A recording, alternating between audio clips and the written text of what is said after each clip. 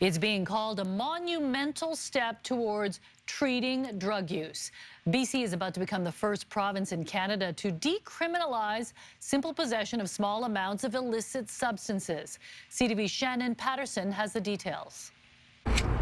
From coast to coast in Canada, it's against the law to possess even small amounts of illicit drugs for personal use.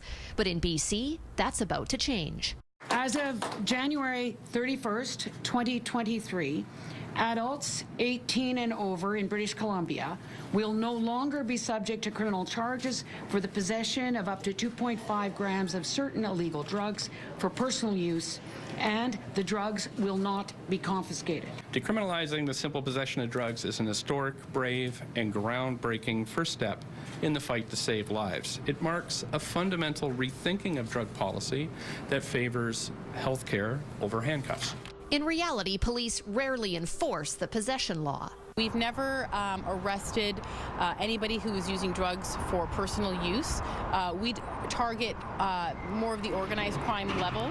Decriminalization removes criminal sanctions for possession of small amounts of illicit drugs for personal use.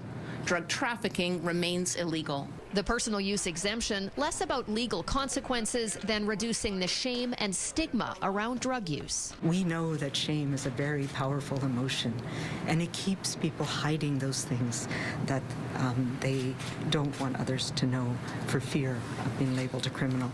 BC had requested a 4.5-gram personal use exemption to the Controlled Drugs and Substances Act. There is concern that 2.5 grams that the federal government granted isn't enough for seasoned drug users. The more times you have to access this illicit toxic supply, the more chances you have of having an overdose or even death. Advocates say what's really needed is more safe supply. Decriminalization is a step, but in and of itself, it will not save lives. The province will use the next 8 months leading up to the start of the personal use exemption to prepare our health and justice systems for what officials here are calling a monumental change.